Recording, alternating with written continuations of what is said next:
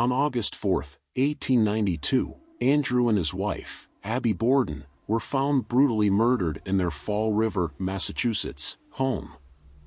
Though murder wasn't uncommon in the late 1800s, the fact that they were bludgeoned to death with an axe and the main suspect was their 32-year-old daughter, Lizzie Borden, certainly was.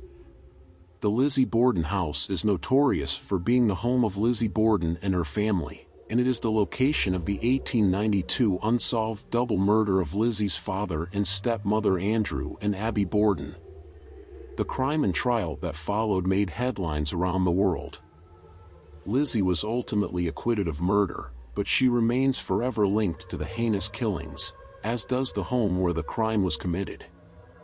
Now a bed and breakfast and museum, the Borden home attracts history buffs and thrill seekers who come to see for themselves if rumors that the house is haunted are, indeed, true. When I started working here, it was more of the history. I really didn't care about the paranormal. Suzanne St. John, a realtor and tour guide at the Lizzie Borden house, tells Today.com. However, that all changed after St. John says she experienced a few unusual happenings of her own. Guests tell us they hear laughing and playing in the middle of the night, things get moved around, she says.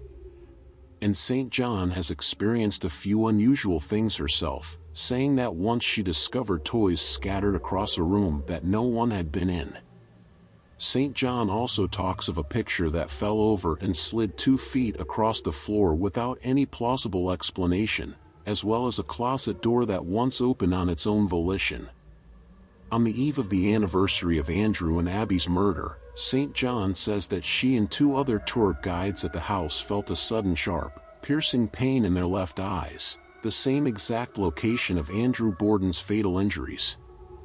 Perhaps the most unsettling, however, is the story St. John tells of a tour guide at the Lizzie Borden house who asked her group to silence their cell phones before beginning the tour. Moments later, a guest's cell phone rang. She looked up and said, "It's my mom." The tour guide asked if she wanted to leave and take the call, to which the woman replied, "She died 2 years ago."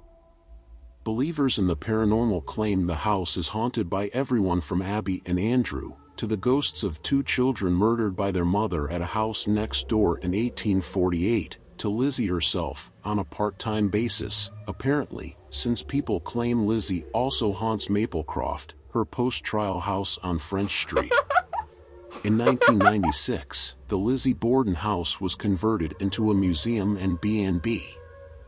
Not long afterward, guests began reporting spooky happenings ranging from flickering lights and self-opening doors to the sounds of giggling children and visions of spectral figures floating through the rooms. If you like my videos, don't forget to like my channel. Thank you for watching.